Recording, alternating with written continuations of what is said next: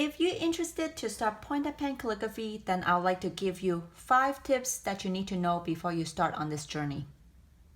Hi everyone, I'm Claudia from Kokoro No Melody. I've been doing calligraphy since 2017 and have been teaching point and pen calligraphy for a period of time.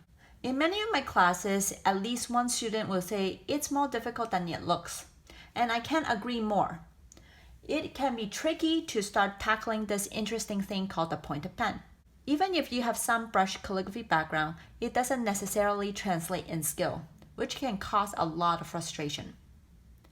I understand everyone is eager to start writing, and there are a lot of awesome information out there that covers the basics of point and pen, such as what tools you use, how the guideline looks like, how you do the basic strokes, etc.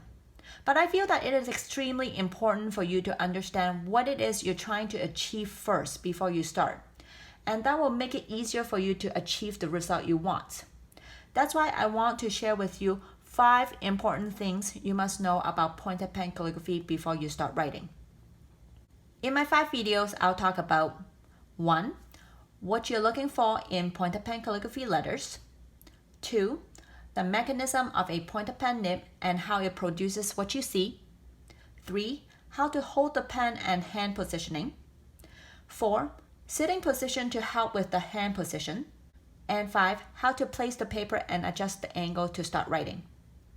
Hopefully these tips will give you a better understanding so it can help you resolve some of the frustrations you'll encounter with point and pen calligraphy.